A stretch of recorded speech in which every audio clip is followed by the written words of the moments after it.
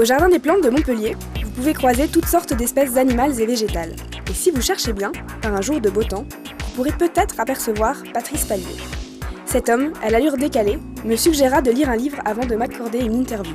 Message des hommes vrais au monde mutant, de Marlo Morgan.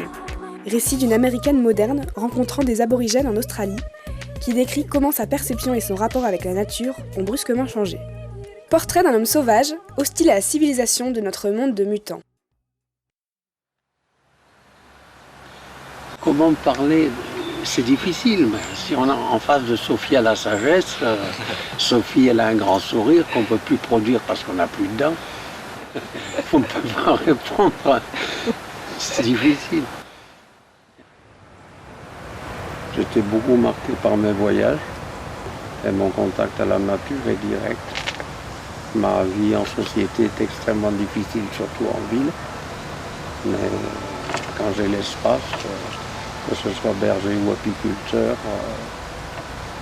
c'est une relation avec un monde relativement sauvage et naturel.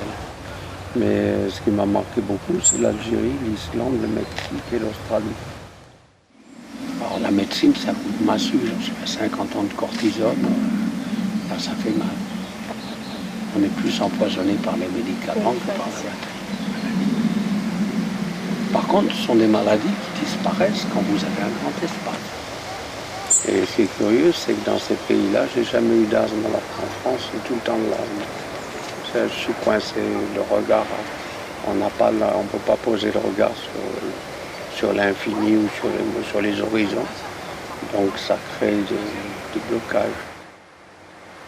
Par contre, le regard, avec la verdure, on le reconstitue. Mais l'impact des humains, c'est dur. Les gens, pour s'aligner, ils vous demandent beaucoup de choses, même votre liberté. Moi, c'est le seul coin où je peux me ressourcer en ville, mais moi, ce que j'aime, c'est la nature. Dehors, la nature sauvage au jardin, que je ne connais pas, que je suis un peu noyé. Mais on voit des insectes, c'est un climat agréable. Moi, j'ai besoin des végétaux, j'ai besoin des arbres pour vivre. Moi, j'aime la vie.